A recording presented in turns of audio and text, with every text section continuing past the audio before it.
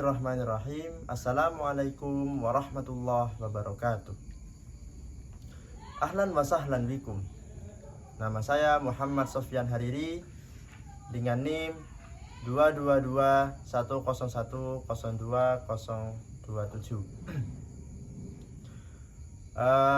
Kelas B1 Pendidikan Bahasa Arab. Video kali ini untuk memenuhi tugas ujian akhir semester mata kuliah Tarjamah Fauriyah Indonesia Arabiyah dengan dosen pengampu Bapak Dr. Asep Maulana MPD.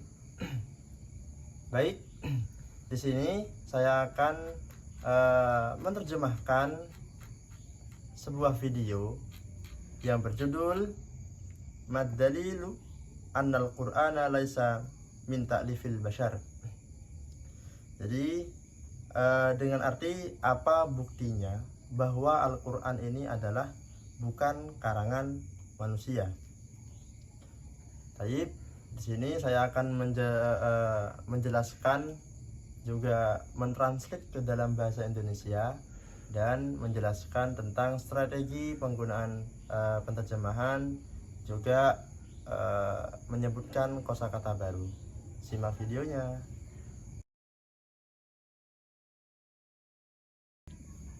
Baik, video ini berjudul tentang Mad-dalilu annal Qur'ana laisa min ta'lifil bashar. Jadi dengan maknanya, apa bukti bahwa Al-Qur'an ini adalah bukan karangan dari manusia.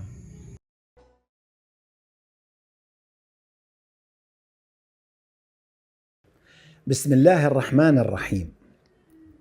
ما يجب أن نعلمه أن القرآن تكلم عن أمور علمية كثيرة لم تكن معلومة للبشر حين نزوله من السماء، وهذا يثبت أن هذا النص ليس من صياغة البشر، إنما هو من صياغة خالق الكون. مثلا تمدد الكون في كل الاتجاهات نراه مذكورا في القرآن. يقول تعالى: والسماء بنيناها بأيد وإنا لموسعون. ما نراه في هذه الآية الكريمة هو ورود صيغة الاستمرارية لموسعون التي تفيد التوسع في كل الاتجاهات. هذا الأمر لم يكن معروفا أبدا وقت نزول القرآن من السماء.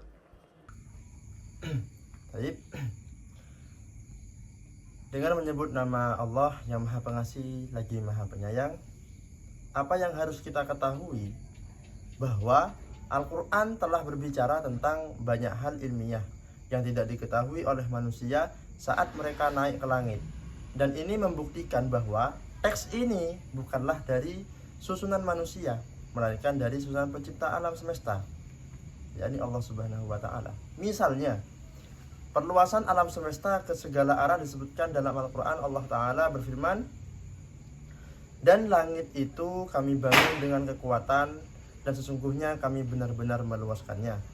Apa yang kita lihat dalam ayat mulia ini adalah datangnya bentuk kesinambungan lamusi'un yang menunjukkan perluasan ke segala arah. Hal ini sama sekali tidak diketahui saat turunnya Al-Quran dari langit.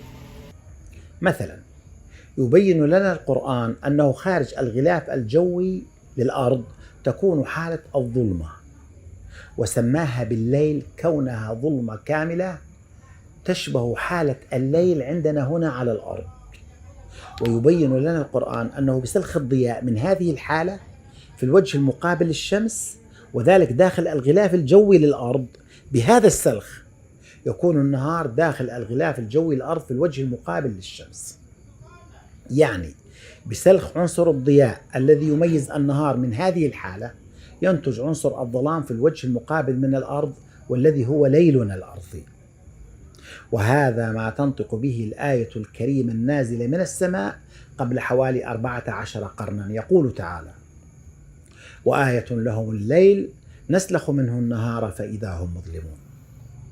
هذا الأمر لم يكن معلوما حين نزول القرآن، وهذا مثال من آلاف الأمثلة التي تثبت أن من صاغ النص القرآني هو ذاته خالق هذا الكون.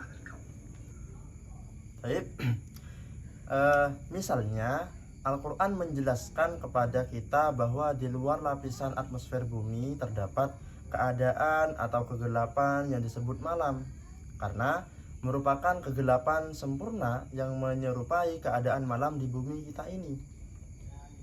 Al-Quran menjelaskan bahwa dengan menguliti cahaya dari keadaan pada sisi yang menghadap matahari, dan itu di dalam lapisan atmosfer bumi, maka siang terjadi dalam atmosfer bumi di sisi yang menghadap ke matahari. Artinya, dengan menguliti unsur cahaya yang menjadi ciri siang dari keadaan itu, muncul unsur kegelapan di sisi lain dari bumi, yaitu itulah malam bumi kita. Dan ini ditegaskan oleh ayat Al-Quran yang mulia yang diturunkan dari langit sekitar 14 abad yang lalu. Allah Subhanahu wa Ta'ala berfirman, dan suatu tanda bagi mereka adalah malam, kami menguliti darinya siang, maka seketika mereka menjadi gelap. Hal ini tidak diketahui saat turunnya Al-Quran. Ini adalah contoh dari ribuan contoh yang membuktikan bahwa penyusunan teks Al-Quran ini adalah pencipta alam semesta itu sendiri. مثال آخر: من المعلوم أن الضياء يأتي بصور الأشياء إلى أعيننا فنرى هذه الأشياء، وهذا ما يقوله القرآن منذ نزوله قبل حوالي 14 قرنا. يقول تعالى: الله الذي جعل لكم الليل لتسكنوا فيه والنهار مبصرا. Contoh lain dari hal yang diketahui bahwa cahaya datang dengan gambar-gambar benda kepada mata-mata kita, maka kita melihat benda-benda ini, dan ini adalah yang dikatakan oleh Al-Quran sejak turunnya sebelum kira-kira 14 abad. Allah Subhanahu wa Ta'ala berfirman, Allah lah yang menjadikan bagi kalian malam agar kalian tenang padanya, dan siang dalam keadaan yang memperlihatkan.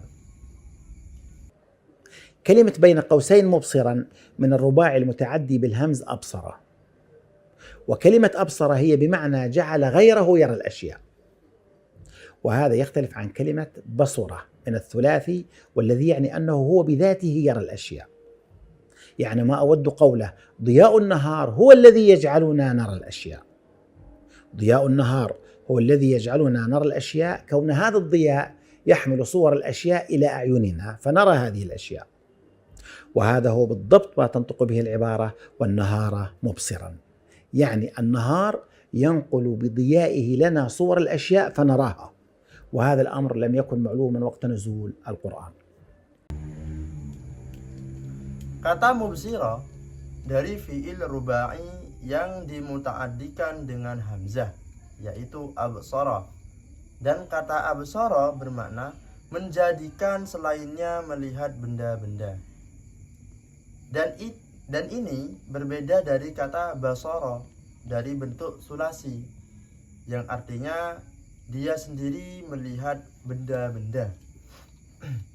Maksudnya, yang aku katakan, cahaya sianglah yang menjadikan kita melihat benda-benda. Cahaya sianglah yang menjadikan kita melihat benda-benda itu sendiri, karena cahaya ini membawa gambaran benda ke mata kita, maka kita melihat benda itu. Nah, dan ini adalah apa yang dikatakan oleh ungkapan dan siang dalam keadaan yang memperlihatkan. Artinya, siang itu dengan cahayanya menyampaikan kepada kita gambaran benda, maka kita melihatnya. Dan hal ini tidak diketahui pada waktu turunnya Al-Quran juga. أيضا هناك بعد إعجازي في صياغة النص القرآني لم يكتشف إلا في العقود الأخيرة. من الأمثلة على هذا البعد الإعجازي هو ورود كلمة يوم مفردة في كامل القرآن بعدد مرات ورود يساوي عدد أيام السنة الشمسية، وهو 365 مرة. من ذلك ورود كلمة شهر مفردة 12 مرة على عدد الشهور. من ذلك التناظر في مجموع ورود الكلمات القرآنية المتقابلة في القرآن. يعني مثلا كلمة الملائكة ترد 88 مرة، وهذا العدد ذاته هو عدد مرات ورود كلمة الشيطان. Ada dimensi i'jaz, kemukjizatan dalam penyusunan teks Al-Quran yang tidak ditemukan kecuali pada periode terakhir. Di antara contoh-contoh dari dimensi i'jazi ini adalah keberadaan kata yaum atau bermakna hari secara tunggal dalam seluruh Al-Quran sebanyak jumlah hari dalam tahun Syamsiah, yaitu 365 hari. Demikian pula keberadaan kata syahrun atau bermakna bulan secara tunggal sebanyak 12 kali sesuai jumlah bulan. Demikian juga adanya kesetaraan dalam jumlah kemunculan kata-kata yang berpasangan dalam Al-Quran.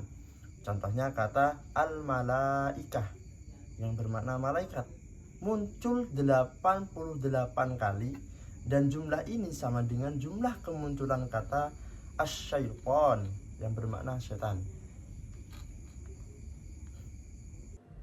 مثلا كلمة الطيب ترد 7 مرات، وهو ذاته عدد مرات ورود كلمة الخبيث المقابلة لها تماما في الدلالات. مثلا كلمة الرشد ترد 3 مرات، وهو ذاته عدد مرات ورود كلمة الغي المقابلة لها تماما في الدلالات، والأمثلة كثيرة جدا. الأمثلة كثيرة جدا وبينت منها الكثير في كتبي وبرامجي. فمن المستحيل على البشر أن يقوموا بصياغة نص متماسك بهذا التماسك ويحمل في الوقت ذاته جميع هذه الأبعاد الإعجازية وغيرها الكثير في الوقت ذاته. Contoh lain, kata thayyib atau bermakna yang baik muncul 7 kali, dan itu juga sama dengan jumlah kemunculan kata khabis atau buruk yang berlawanan dalam makna. Contoh lain, kata ar-rusdu atau bermakna petunjuk muncul 3 kali, dan itu juga sama dengan jumlah kemunculan kata al-ghay yang bermakna kesesatan yang berlawanan dengan makna. Dan contoh-contohnya sangat banyak, dan saya telah menjelaskannya banyak dalam kitab-kitab saya dan program-program saya. Maka dari itu adalah mustahil bagi manusia untuk menyusun suatu teks yang begitu kokoh seperti ini dan pada waktu yang sama mengandung semua dimensi i'jazi tersebut. في الآية الكريمة التي وقفنا عندها وآية لهم الليل نسلخ منه النهار فإذا هم مظلمون، رأينا المعادلة. الليل الكوني ناقص النهار يساوي الظلام، وبينا أنه بسلخ عنصر الضياء من الليل الكوني على الوجه المقابل للشمس داخل الغلاف الجوي يكون الظلام قد حل في الوجه الآخر للأرض. هذه الحقيقة العلمية لم تكن معلومة زمن نزول هذه الآية الكريمة من السماء. Dan yang contoh lainnya juga banyak pada waktu yang sama. Dalam ayat mulia yang kita ikuti padanya berbunyi, suatu tanda juga atas kekuasaan Allah bagi mereka adalah malam. Kami pisahkan siang dari malam itu. Seketika itu mereka berada dalam kegelapan. Kita melihat rumus malam secara universal dikurangi siang sama dengan kegelapan.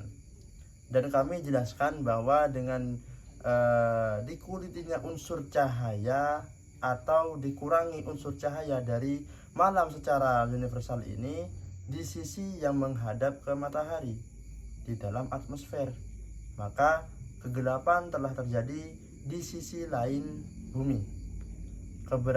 Kebenaran ilmiah ini tidaklah diketahui pada masa turunnya ayat mulia ini dari langit. ويتجلى الإعجاز القرآني في هذه المسألة مرة أخرى ببعد إعجازي آخر، وذلك من خلال تحقيق حدود هذه المعادلة عبر مجموع ورود الكلمات المصورة لحدودها. كما قلنا المعادلة هي الليل الكوني لام ناقص النهار نون يساوي الظلام ضاء. الليل لام يرد في القرآن بالكلمات الليل بليل ليلا ليلها، ومجموع ورود هذه الكلمات في القرآن هو 80 مرة، إذا لام تساوي 80. والنهار نون يرد في القرآن بالكلمات النهار نهار نهارا.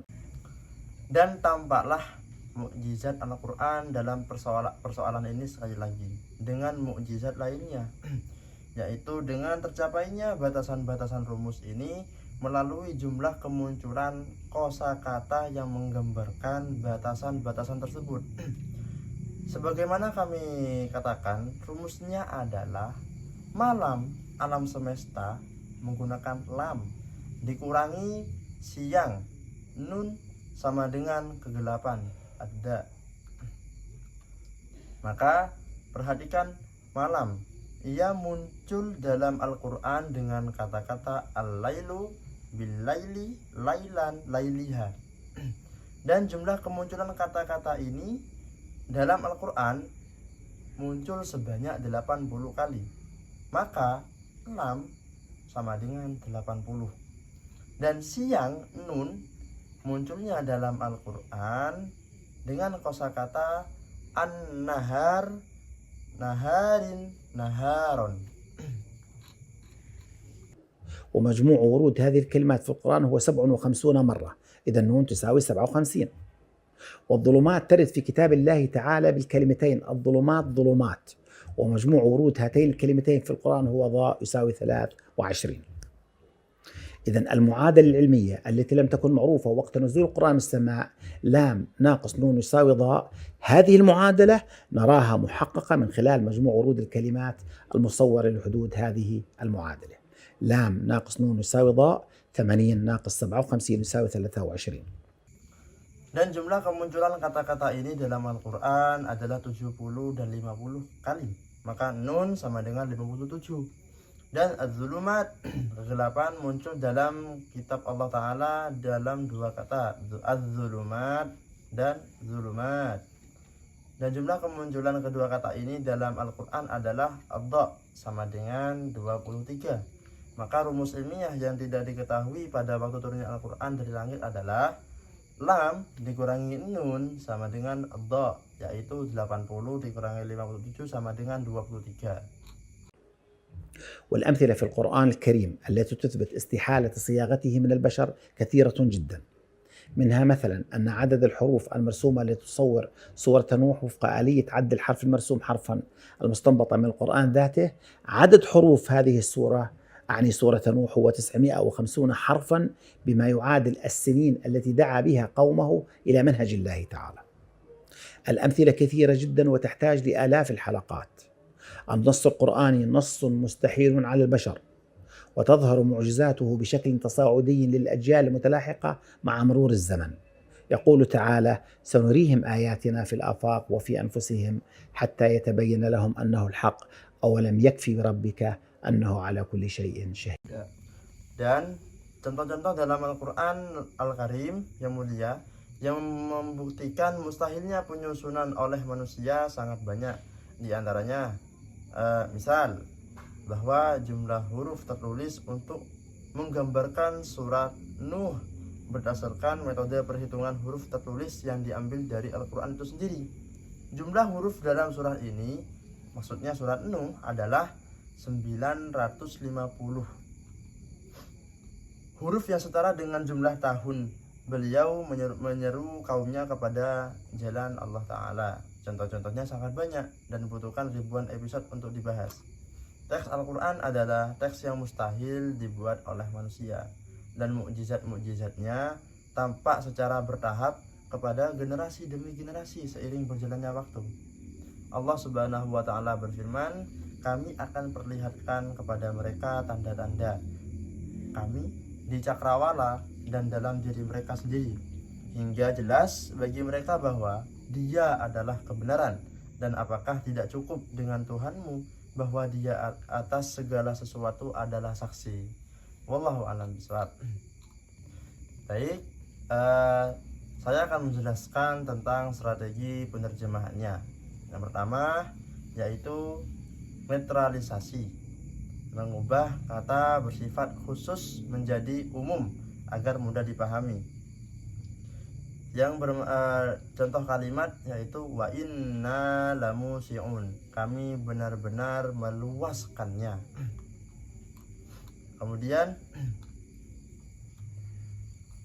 yang kedua, glass translation atau menyisipkan penjelasan makna dalam terjemahan.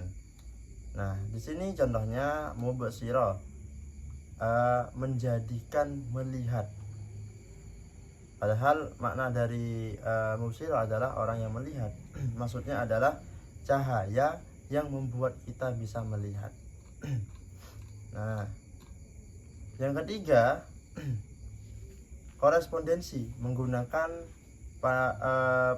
padanan kata langsung, yaitu asyamsu, al-lailu, al-kaunu. Itu bermakna matahari, malam, dan alam semesta. Kemudian strategi yang keempat yaitu transposisi, mengubah struktur kalimat dari nominal ke verbal dan lain-lain. Contohnya yaitu an-naharu mubsira, siang menjadikan melihat atau terlihat itu. Jadi mengubah makna yang mubsira awalnya itu bermakna melihat menjadi terlihat. Ada makna sisipan di situ. An-nahar siang, kemudian mubsira menjadikan, ada makna menjadikan, makna verbalnya. Yang kelima yaitu adaptasi, menyesuaikan budaya atau lokalitas agar lebih mudah dipahami. Bermakna as-sama. As-sama bermakna alam semesta, maaf. Kemudian naslahu itu menguliti atau ini gaya bahasa puitis. Kemudian ayatun lahum, ayatun bermakna tanda, lahum bagi mereka. Yang keenam yaitu terjemahan literal, menerjemahkan kata demi kata. Contohnya Bismillahirrahmanirrahim, dengan menyebut nama Allah yang Maha Pengasih lagi Maha Penyayang. Yang ketujuh yaitu adopsi atau pinjaman, mempertahankan istilah dari bahasa sumber, yaitu contohnya lafadz Allah, ayah atau ayatun atau dan Al-Quran. Maknanya itu tetap Allah, ayat, dan Al-Quran. Yang kedelapan yaitu ekspansi, menambahkan makna tersirat untuk kejelasan. Contoh di sini adalah ittakhadats baitan, membuat rumah yang tampaknya kuat tapi rapuh secara struktur keluarga. Atau al-lail naslahu minhun nahar, minal lail naslahu minhun nahar, malam yang daripadanya siang ditarik keluar, menyebabkan kegelapan.